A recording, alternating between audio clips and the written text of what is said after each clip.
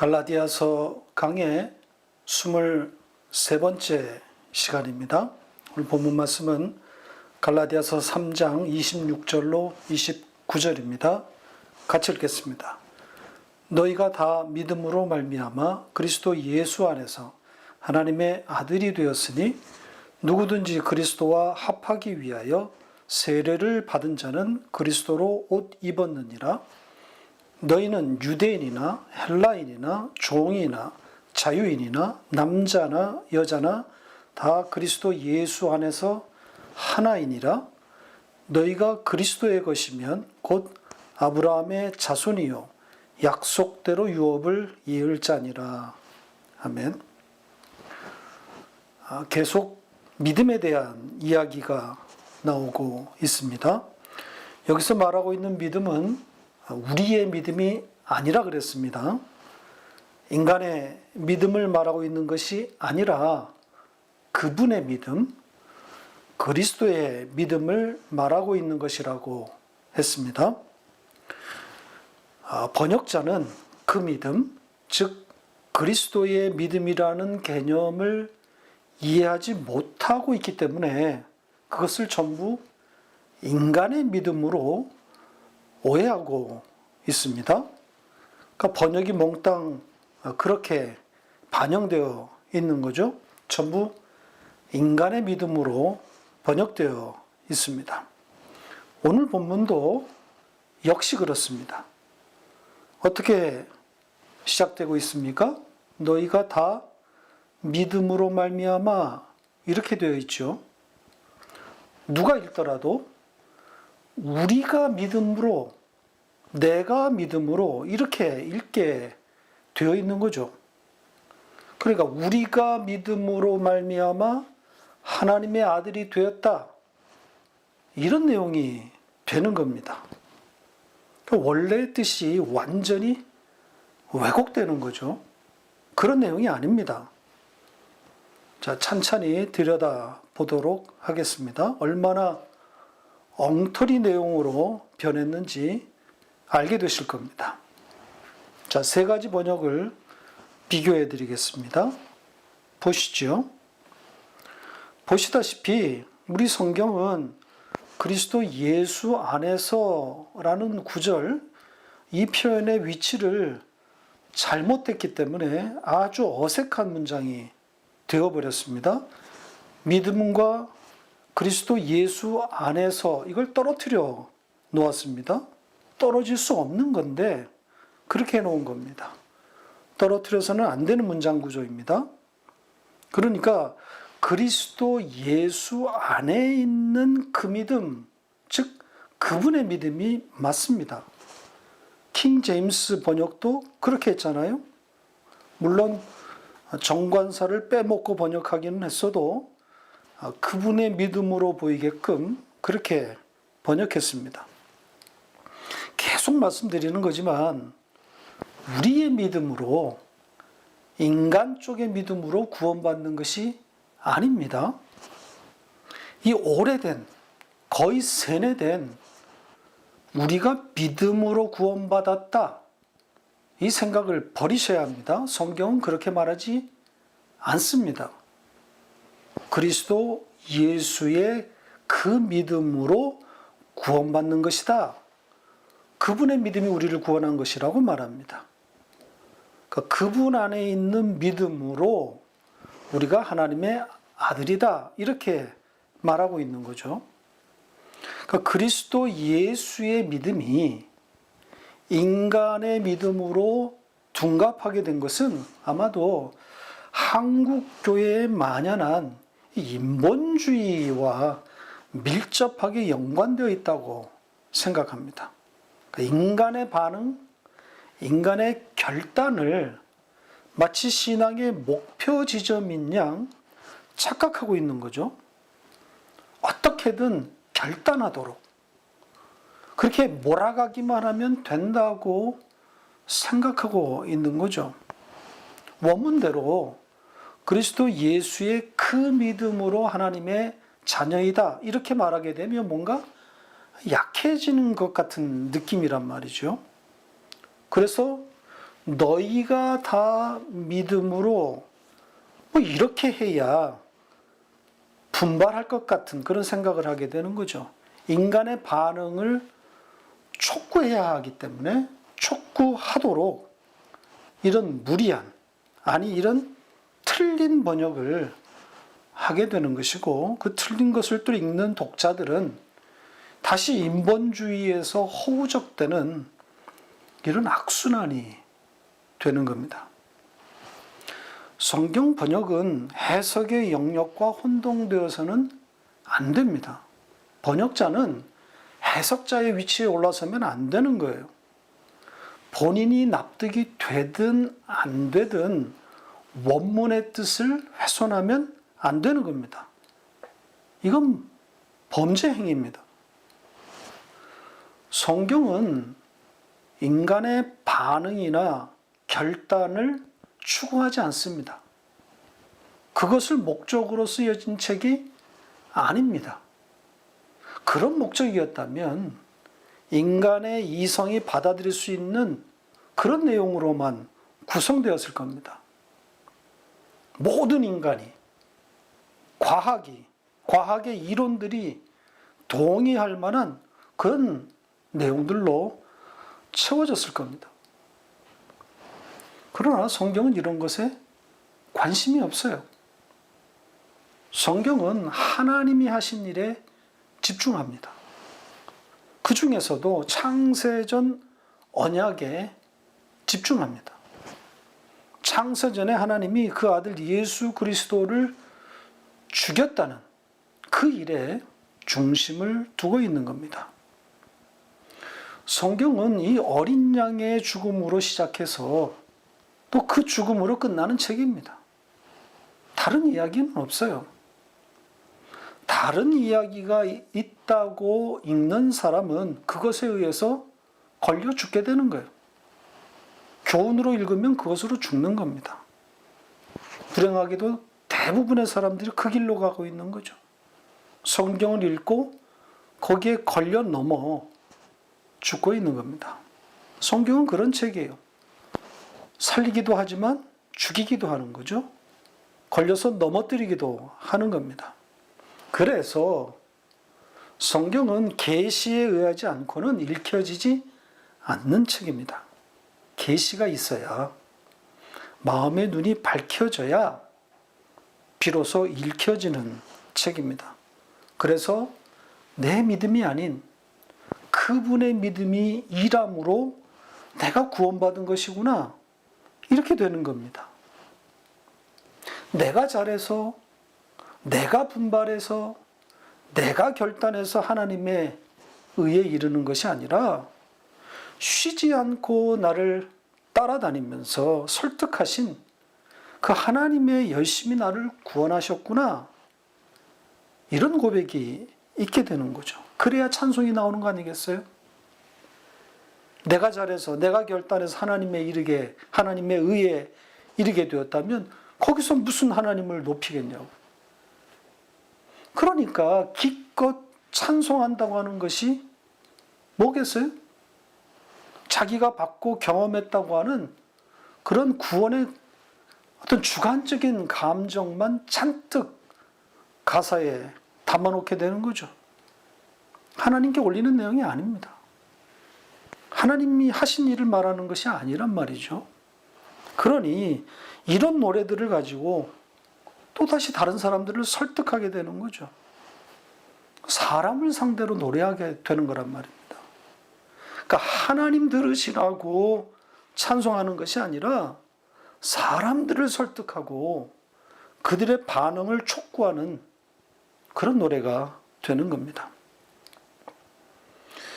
교회의 이런 잘못된 흐름, 이런 것의 출발점 혹은 원흉이 성경에 대한 잘못된 번역이다. 저는 이렇게 생각합니다. 도처에 이런 인본주의적이고 심지어 악의적이기까지 한 번역이 깔려 있습니다. 저는 하나님이 이런 학자들을 결코 좌시하지 않을 것이라 그렇게 생각합니다. 심판의 순서가 있다면 이런 자들부터 처단할 것이라 생각합니다. 이들은 하나님의 백성이 아니라고 봐야 하는 거죠. 유사복음을 신봉하고 그것을 전파하는 교회 파괴자들인 겁니다.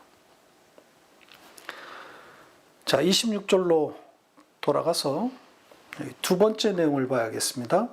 하나님의 아들들이 되었다. 이렇게 말하고 있는 내용입니다. 그리스도 예수 안에 있는 그 믿음으로 하나님의 아들들이 되었다. 자, 우선 되었다. 이렇게 과거형으로 오해하도록 번역했는데 아닙니다. 현재형입니다. 하나님의 아들이다. 이게 맞습니다. 그리스도 예수 안에 있는 그 믿음으로 인해 그 믿음으로 말미암아 너희 모두는 하나님의 아들들이다. 이렇게 되어 있습니다. 자, 그런데 이 문장이 이 하나님의 아들들이라고 하는 이 표현, 이것이 들어가 있어서 예사롭지 않습니다. 왜냐하면 하나님의 아들들로 번역될 그런 단어가 아니기 때문입니다. 앞에서도 여러 번 언급했었던 신이라는 그런 단어가 등장했습니다. 그러니까 정관사 없는 네오스인 거죠. 그래서 하나님의 아들들이 아니라 신의 아들들이 맞습니다. 자, 그렇다면 우리의 관심은 왜 바울은 여기서 하나님의 아들 대신에 신의 아들이라 썼느냐 하는 거죠. 그러니까 그리스도 예수 안에 있는 그 믿음으로 하나님의 아들이다, 하나님의 아들이 되었다 이렇게 해도 되는데 굳이 하나님 대신 신이라는 단어를 사용한 그 의도를 생각하게 되는 겁니다. 자, 그래서 이 신의 아들이라고 하는 표현을 좀 살펴보았습니다. 그랬더니 놀랍게도 바울뿐 아니라 사도 요한도 같은 표현을 사용한 것이 발견되었습니다. 자, 요한복음 1장 12절로 가보겠습니다. 같이 읽겠습니다. 영접하는 자, 곧 그 이름을 믿는 자들에게는 하나님의 자녀가 되는 권세를 주셨으니, 자, 여기는 하나님의 아들 대신에 하나님의 자녀, 즉 아들이 아니라 자녀 혹은 자식이라고 하는 그런 단어가 사용되었습니다. 자, 여기서도 하나님이라고 번역된 그 데오스의 정관사가 없습니다. 그러니까 오늘 본문과 같은 거죠. 그러니까 하나님의 자녀, 하나님의 어린이가 아니라 신의 자녀, 신의 어린이 이렇게 되는 겁니다. 그러니까 정관사가 빠져 있단 말입니다. 사도 요한이 정관사를 실수로 빼놓았다 이렇게 볼 수는 없는 거죠. 사도 요한 역시 정확한 문법을 구사하는 것으로 잘 알려져 있습니다. 신학교에서 헬라어를 배울 때 이 사도 요한의 책을 교과서로 사용할 정도로 이 문법의 정석이 반영된 그런 책들이란 말입니다. 자, 다시 바울로 돌아와서 그러면 바울은 하나님의 아들이라고 하는 이 표현은 전혀 사용하지 않았는가? 전부 신의 아들이라고 하는 표현만 썼을까? 또 찾아보았더니 그렇지도 않았습니다. 자, 로마서 8장을 보겠습니다. 여기 아주 흥미로운 내용이 들어있습니다. 8장 19절부터 보겠습니다. 같이 읽겠습니다. 피조물이 고대하는 바는 하나님의 아들들이 나타나는 것이니. 자, 여기 하나님의 아들들이 나오죠. 오늘 본문과 언뜻 같은 표현처럼 보입니다. 그러나 원문을 보니까 여기는 또 정관사가 붙어 있습니다.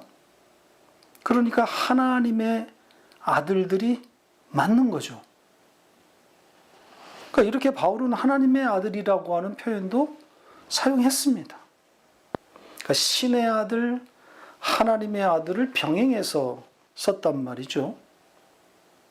자, 이렇게 병행해서 쓴 것이 이 8장에 그 예가 반영되어 있습니다. 자, 같은 8장에 정관사 없는 데우스, 즉 신의 아들이라고 하는 표현이 등장합니다. 바로 앞에 있습니다. 8장 14절입니다. 같이 읽겠습니다.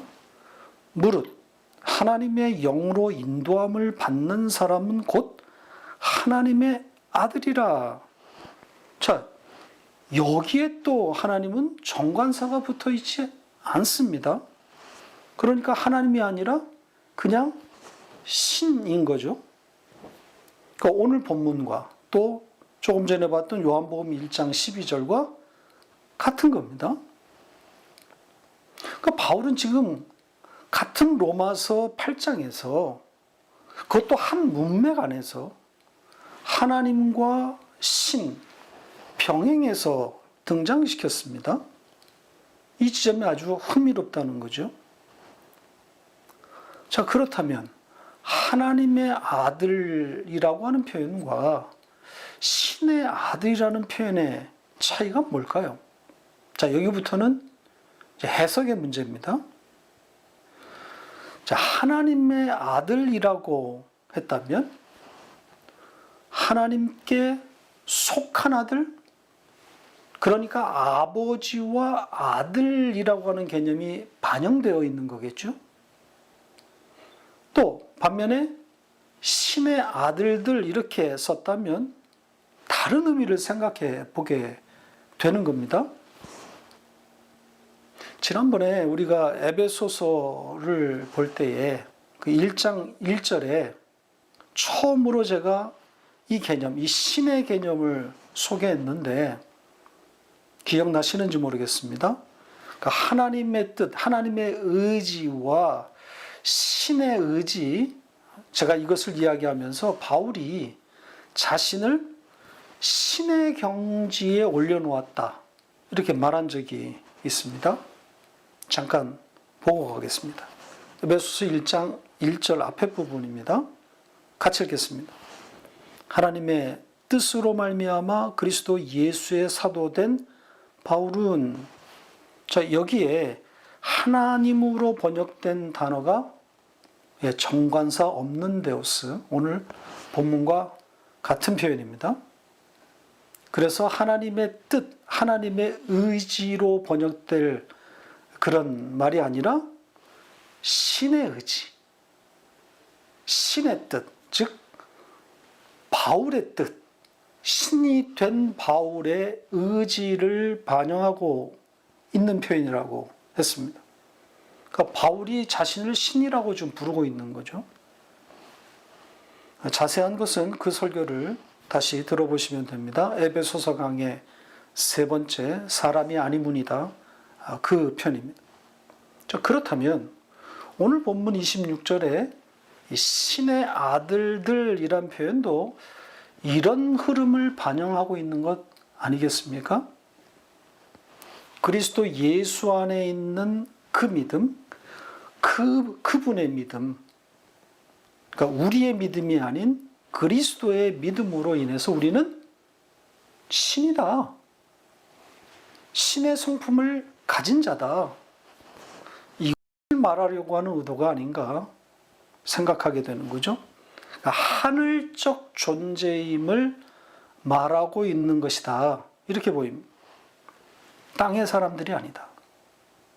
왜냐하면 그리스도 안에 있는 그 믿음으로 인한 것이기 때문이라는 거죠. 그러니까 여기 이 땅의 사람들이 아니라 그 위에 하늘의 사람들이라는 겁니다. 신이라는 겁니다. 그 땅을 밟고 살면서도 하늘을 사는 사람들. 좋게 말하면 고상한 존재의식을 가진 자들이고, 나쁘게 말하면 미친 거죠. 그러니까 성령이 우리를 말씀으로 끌어다 놓는 자리가 바로 여기인 겁니다. 하늘이란 말이죠. 다른 세계에다가 올려놓는 거예요. 그래서 세상을 내려다보게 하시는 거죠. 그게 신의 경지입니다. 지금 여러분은 그렇게 그 지점으로 향해 있는 겁니다. 자, 다음 내용으로 넘어가겠습니다. 27절부터는 까다로운 내용은 없습니다. 차례차례 간단하게 정리해 보겠습니다. 27절부터 보겠습니다. 아주 간단한 문장 구성인데 번역은 또 상대적으로 복잡합니다. 직역한 문장과 비교해 보시기 바랍니다. 자, 이렇게 놓고 보면 그리 어려운 내용이 아니라는 것이 보이지 않습니까? 그리스도에게로 혹은 그리스도 속으로 세례받은 자들 누구겠어요? 앞절인 26절을 그대로 받는 겁니다. 여기에 지금 빠져 있는 그러므로라고 하는 접속사가 들어있기 때문에 그렇습니다. 앞에 것에 이어진 내용이에요. 그러니까 그리스도 예수 안에 있는 그 믿음으로 인해서 신의 아들인 자들, 그들이 바로 그리스도에게로 세례 당한 자들, 세례 받은 자들입니다. 그러니까 그리스도 안으로 혹은 그리스도 속으로 들어온 자들인 거죠. 그러니까 성령에 의해서 그리스도 속으로 끌려 들어온 자들, 바로 여러분들인 거죠. 그렇게 그리스도 속으로 세례 받은 자들은 뭐라는 거예요? 모두 그리스도로 옷을 입은 것이다. 이렇게 말하고 있습니다. 지금 계속 비유 혹은 그림 언어들을 등장시켜서 신의 아들 됨, 신됨의 의미를 설명하고 있는 겁니다. 그러니까 그리스도로 옷을 입었다. 그리스도로 덮인 상태라는 거죠. 자, 이걸 좀 비약하면 그리스도가 되었다는 겁니다. 여러분이 그리스도가 되는 겁니다. 그러니까 정관사가 붙은 그 그리스도, 그 기름 부은 받은 자에 의해서, 그러니까 그분의 믿음에 의해서 여러분은 정관사 없는 그리스도가 되는 거죠. 엄청난 내용입니다.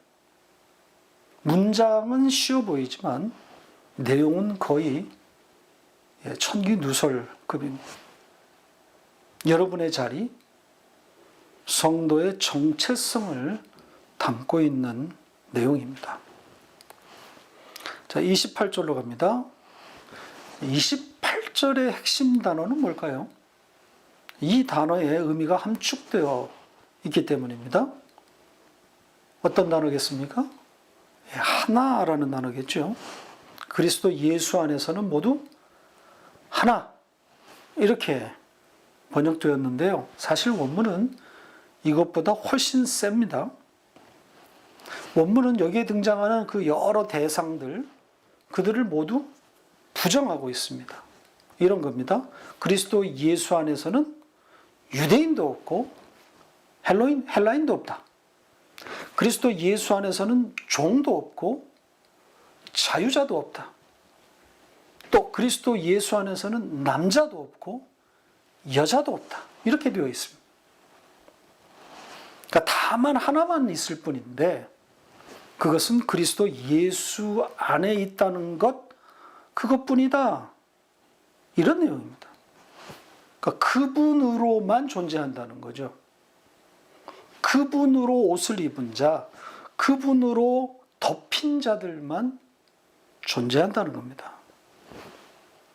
그러므로 이들에게는 다른 자랑거리가 없게 되는 거죠. 자랑거리가 하나로 모아지는 거 아니겠어요? 신의 경지에 이른 자들은 한결같이 그 입에서 나오는 소리가 그리스도 예수 안에 우리가 있다. 이것뿐이라는 겁니다. 그래서 바울은 6장에서 갈라디아서의 결론을 이렇게 맺고 있는 겁니다. 자, 갈라디아서 6장 14절입니다. 같이 읽겠습니다. 그러나 내게는 우리 주 예수 그리스도의 십자가 외에 결코 자랑할 것이 없으니 그리스도로 말미암아 세상이 나를 대하여 십자가에 못 박히고 내가 또한 세상을 대하여 그러하니라. 신된 자들이 자랑할 게 뭐가 있습니까? 십자가밖에는 자랑할 것이 없는 거죠. 이것이 경지에 오른 자들이 한결같이 내는 소리인 겁니다. 성화라고 한다면 이 자리가 성화인 거죠.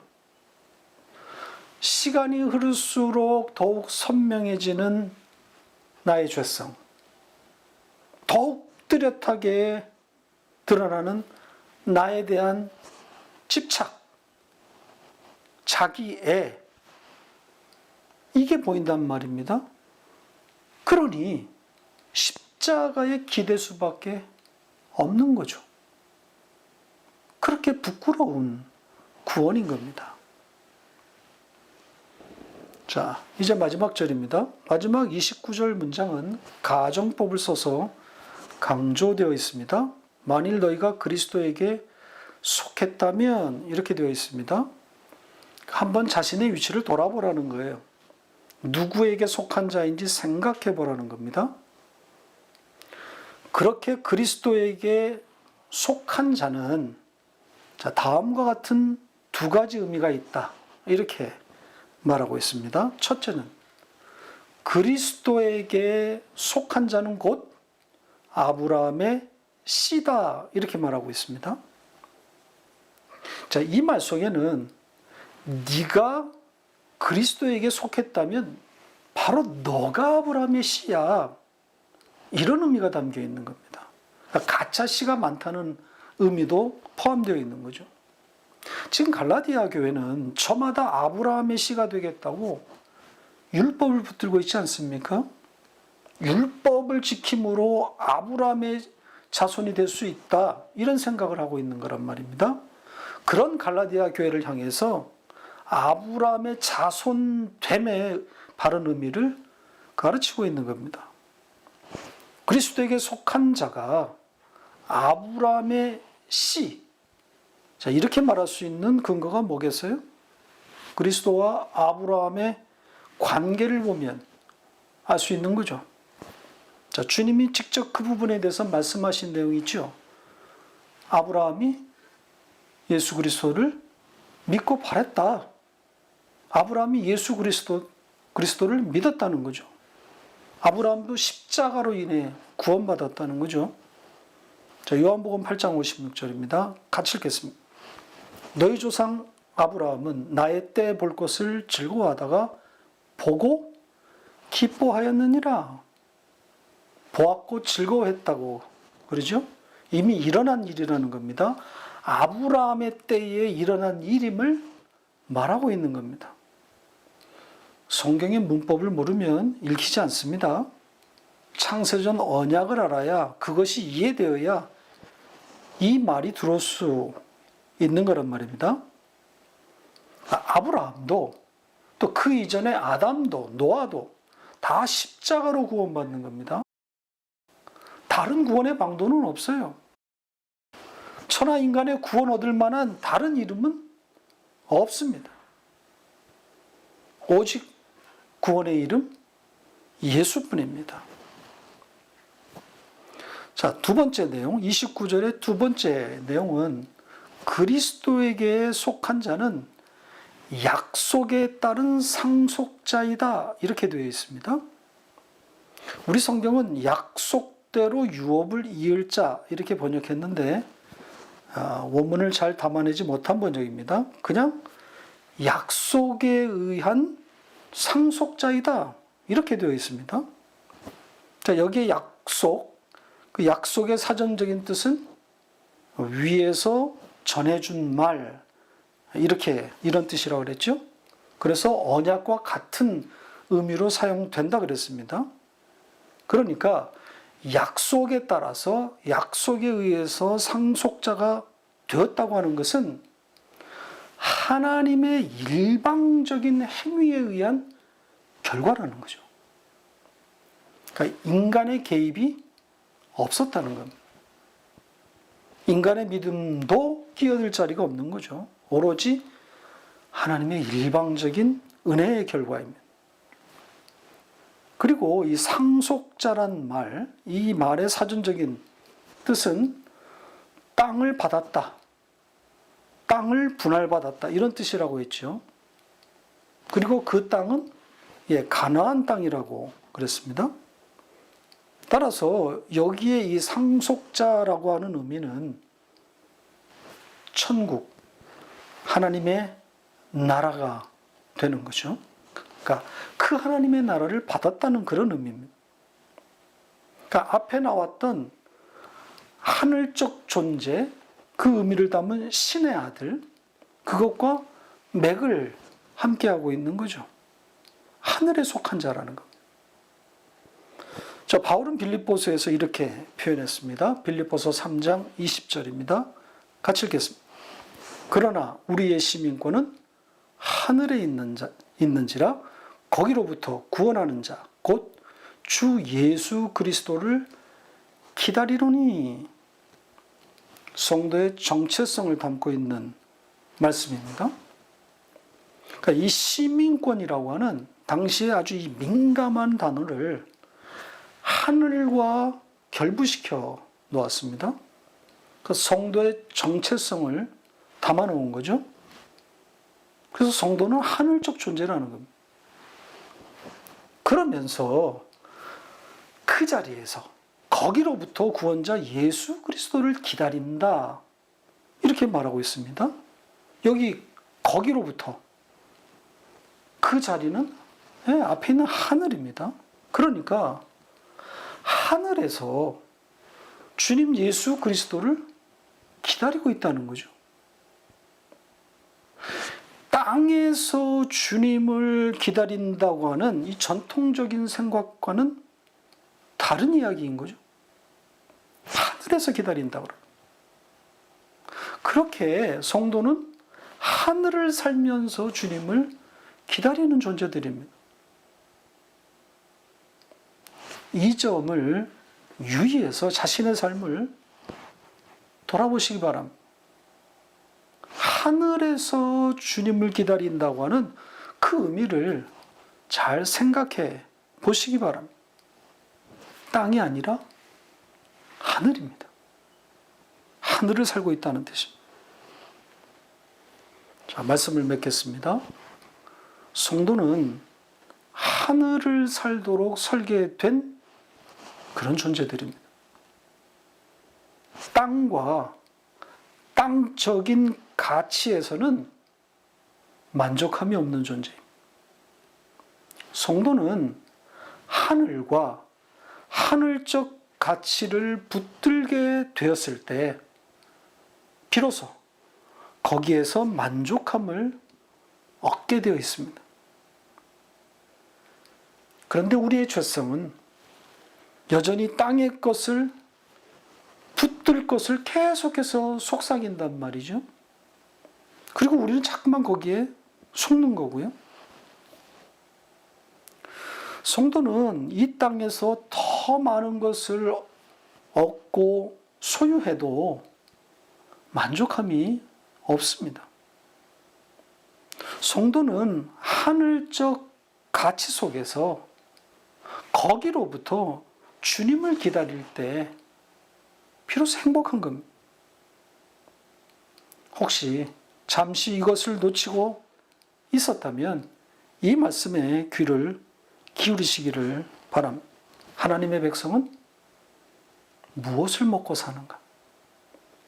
하나님의 백성은 어디에서, 무엇에서 행복감을 느끼는가? 이 신됨의 의미를 다시 한번 곱씹어보는 귀한 시간이 되시기를 바랍니다.